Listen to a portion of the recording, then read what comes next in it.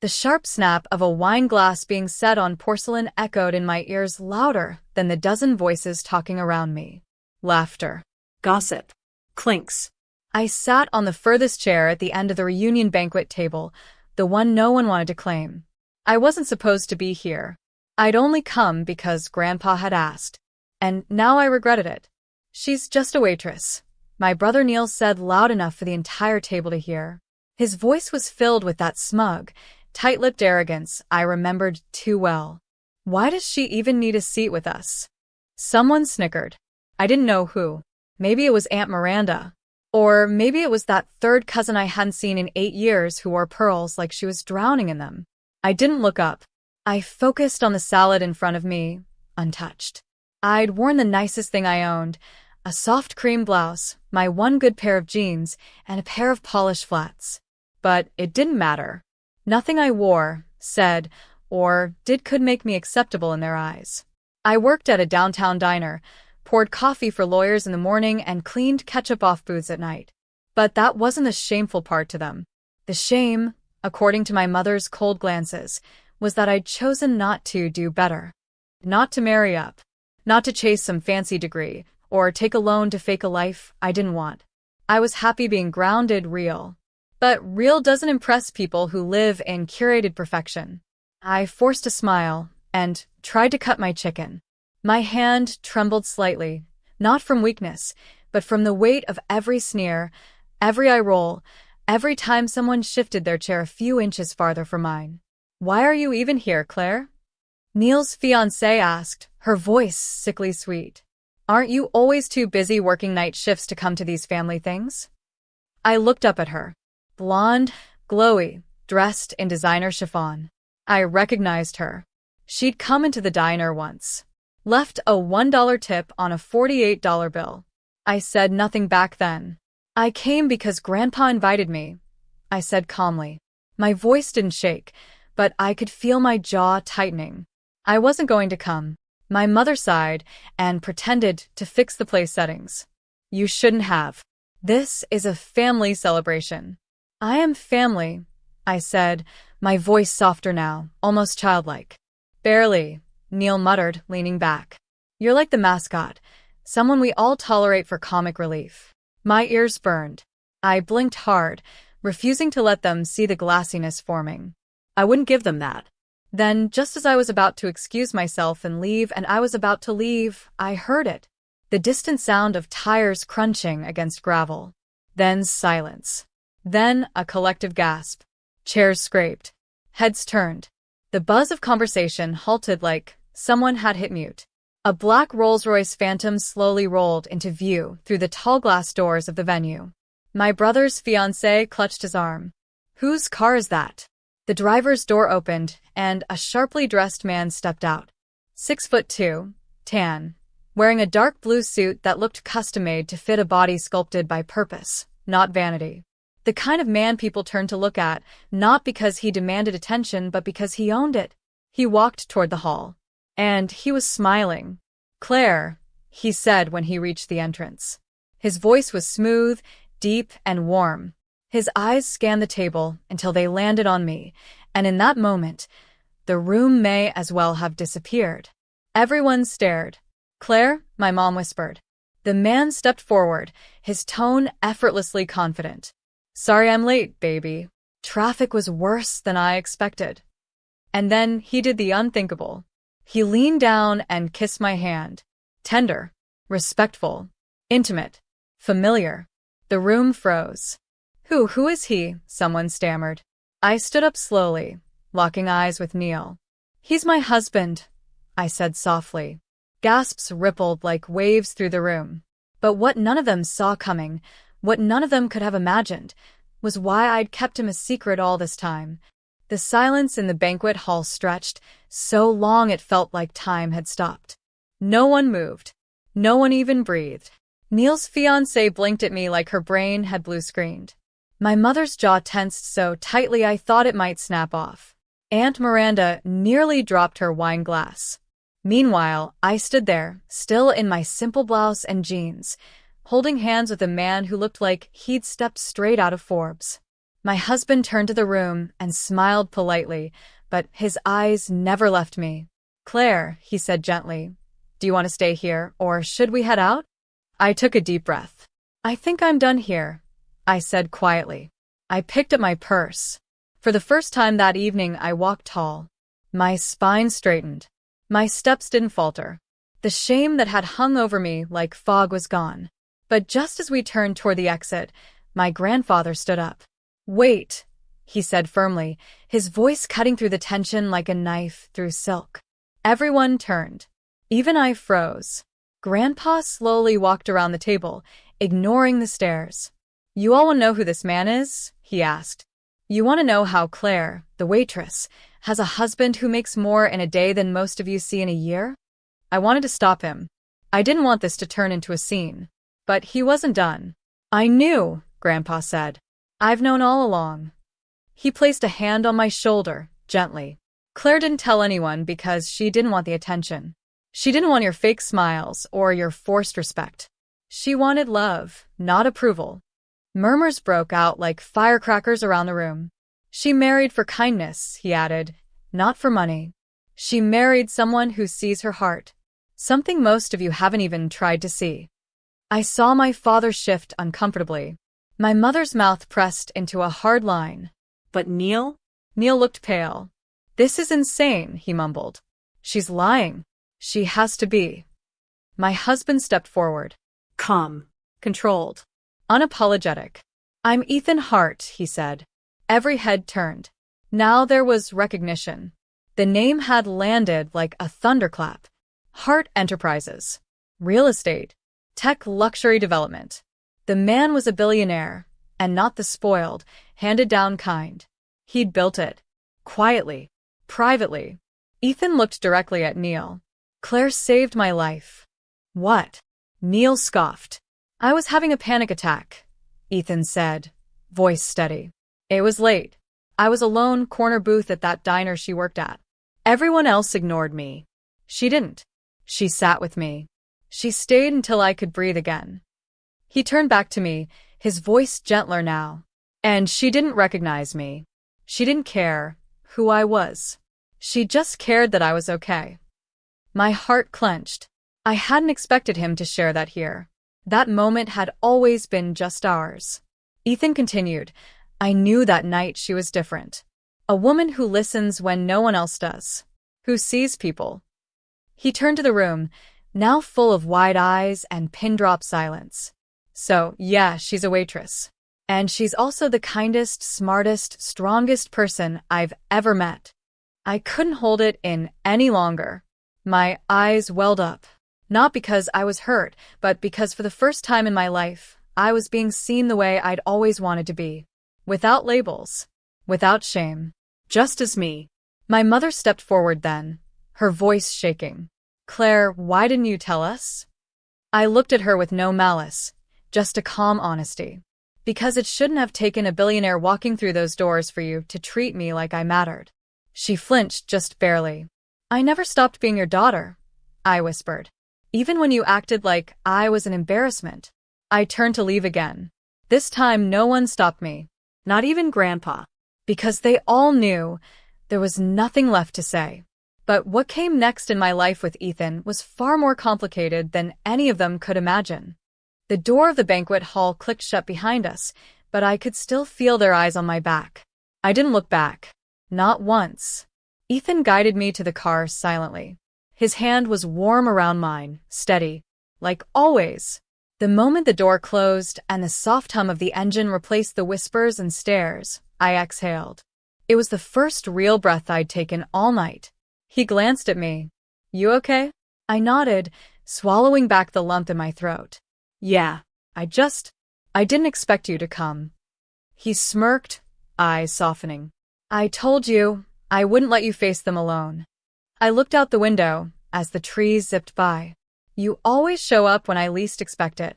He reached for my hand again. And always when it matters. For the next few minutes, we drove in silence, the kind that doesn't feel awkward, just full. Full of unspoken things. Memories. Emotions. And a strange, bittersweet peace. My phone buzzed.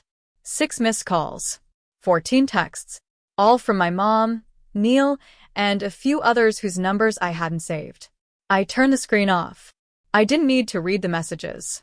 I already knew the tone. Sudden regret. Sudden curiosity. Sudden desperation. People always remember your worth when they realize someone valuable already saw it. We arrived at the townhouse Ethan had bought months ago. Quiet street, old brick charm. Tucked into the city, but far from the noise. He parked the car and looked at me carefully. You don't owe them anything, Claire. I know, I whispered. But part of me still wants them to. I don't know, apologize? Admit they were wrong. He leaned closer. You're human. It's okay to want that. But don't need it to heal. His words landed deep. Because I had been waiting. For years. For anyone in my family to just say they saw me. That they were proud.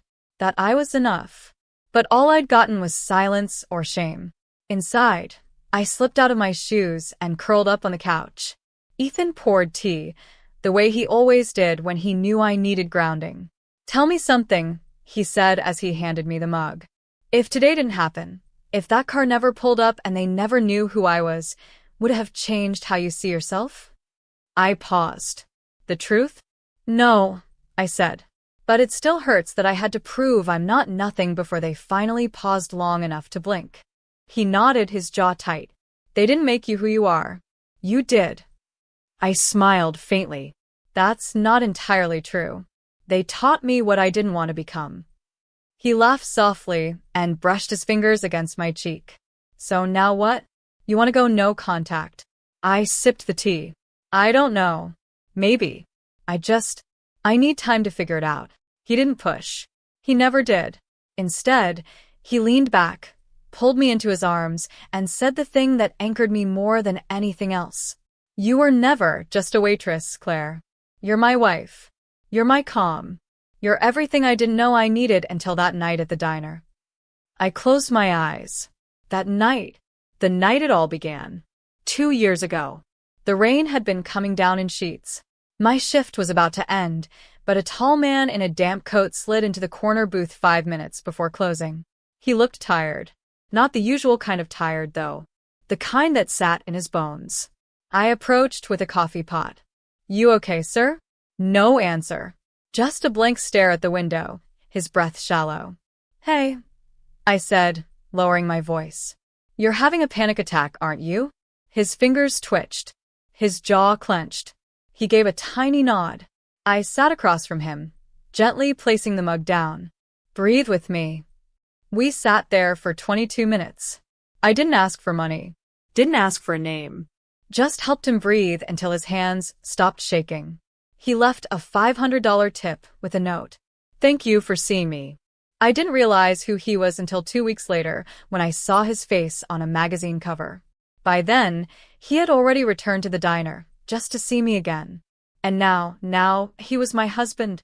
And I was still that same girl who had nothing to prove, except to myself. 3 days passed. 3 days of silence from my family. Then the storm began. It started with a voicemail from my mother. Her tone was clipped, overly polite, like she was trying on kindness for the first time in years and didn't know if it fit. Claire, darling, I just want to talk. We were all a little shocked, that's all. I think it would be nice if we could catch up. Maybe dinner? Bring your husband. I didn't reply. Then Neil sent a long-winded text. No apology. Just a wall of words explaining how the reunion had taken a weird turn and how he hoped there were no hard feelings. Right. He'd called me comic relief. I ignored that too. But the message that finally got to me wasn't one I expected. It came from Grandpa. Handwritten. Delivered by courier. Claire, if I were 20 years younger, I'd have picked up the phone and given your brother a piece of my mind. But these days, my heart doesn't let me yell the way I used to. What happened at the reunion? I was ashamed. Not of you. Never of you. Of them. You've built something they could never understand because you built it from grace. From dignity. From nothing but your own strength. I'd love to see you. No pressure. Just lunch with your old grandpa. P.S. I always suspected your husband was someone important. The way he looked at you? That gave it away. I read the letter 5 times. Then I cried.